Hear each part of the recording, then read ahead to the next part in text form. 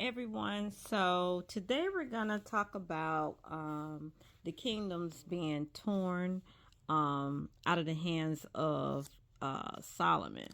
So remember at our when we did our last Bible story, the Lord was angry with Solomon because remember he had 1,000 wives, 700 wives, and 300 concubines, so a total of 1,000. And God was kind of angry with him because he allowed them to um you know convert him over to worshiping false gods. So as a result of that, he said, I would tear the kingdom out of your hands. And so that's what we studied last time. And as you can see here in 1 King 11 and 13, however, I will not tear it away. I will not tear away all the kingdoms, but I will give one tribe to your son. And then also, if we were to go up, so he kind of had a little mercy, but he did say that he would not do it while King Solomon was living, that he would do it afterwards for the sake of David and Jerusalem. So go back and listen to that. And I think right here as we see, let's see what verse it is. Since this has been your practice, and here he's referring to, having all the wives, and you have not kept my covenant and my statutes that I have commanded you, I will surely tear the kingdom from you and will give it to your servant. So I only brought that up because we're getting ready to go into 1 Kings 12th chapter, where he, do what he said he was going to do, which was tear those kingdoms away from him. So let's look at, let's read 12 and 1. Rehoboam went to Shechem. And Shechem was a place where, as you can see here, Shechem was a place where the people would come and gather together and appoint the king, or acknowledge, or have a say about who's going to be king. So that definitely was a place of covenant renewal. And you can also find that in Joshua 24th chapter as well.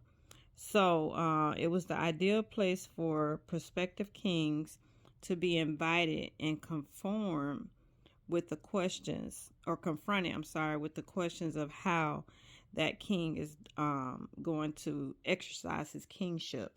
So Shechem was a very significant place, and you can just do a study on Shechem all by itself. But again, it says here, for all Israel had come to Shechem to make him king. So we're referring to to Rehoboam. And it says in verse 2, as soon as Jeroboam, the son of Nebat, heard of it, for he was still in Egypt, and forgive me if I'm not pronouncing the names right, where he had fled from King Solomon. Then Jehoram returned from Egypt, and they sent and called him.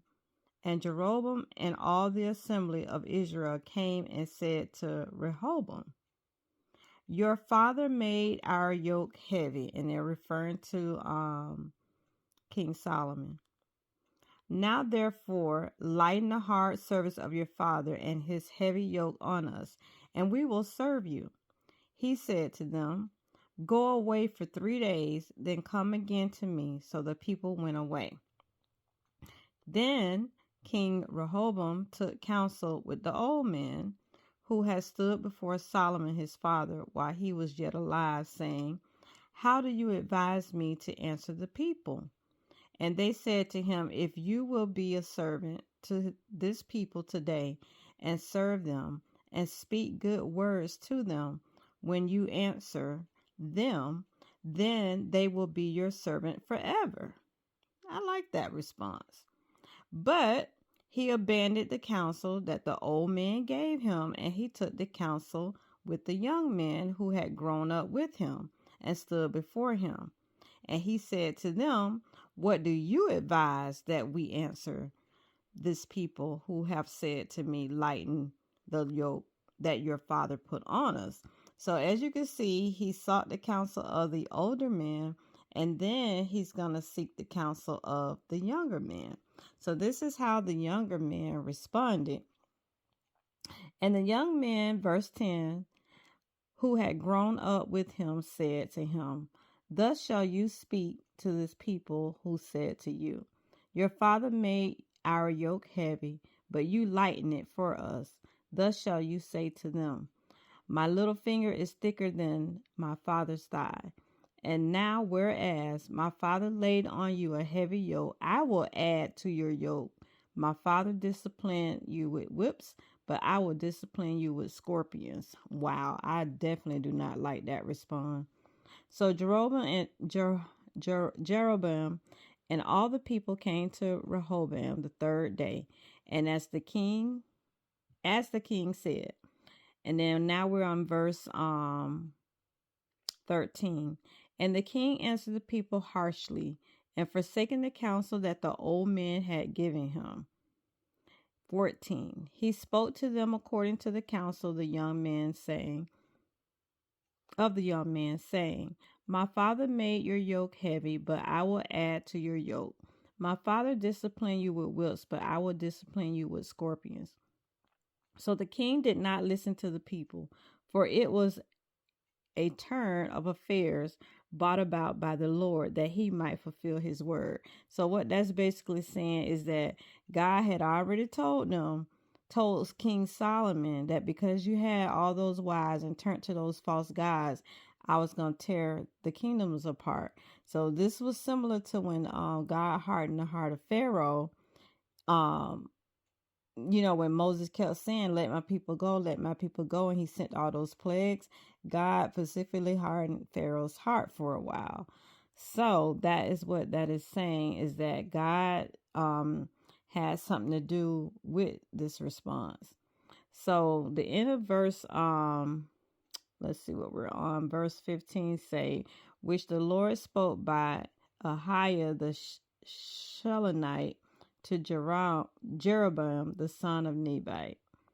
All right, in verse 18.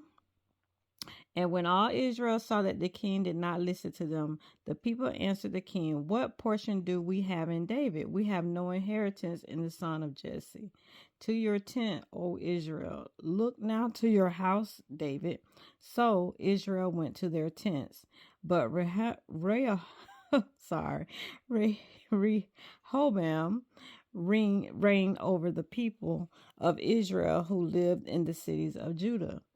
Then King Rehoboam sent Adoram, who was taskmaster over the forced labor, and all Israel stoned him to death with stones. And King Rehoboam hurried to mount his chariot to flee Jerusalem. So you can see the king Rehoboam, he was in charge of Judah, and Jeroboam was in charge of Israel, the kingdom of Israel. So you can see here where King Rehoboam fled Jerusalem. So verse 19. So Israel had been in rebellion against the house of David to this day. And when all Israel heard that Jeroboam had returned, they sent and called him to the assembly and made him king over all Israel. So here again, they all met in Shechem, and they made Jeroboam the king of Israel. There was none that followed the house of David, but the tribe of Judah only. And verse 21 says, when Jeroboam came to Jerusalem, he assembled all the house of Judah and the tribe of Benjamin, 180,000 chosen warriors, to fight against the house of Israel, to restore the kingdom to Rehoboam the son of Solomon. But the word of the Lord of God came to Shemaiah the man of God. Say to Rehoboam the son of Solomon, king of Judah, and to all the house of Judah and Benjamin, and to the rest of the people, thus says the Lord, you shall not go up or fight against your relatives, the people of Israel. So now you can see here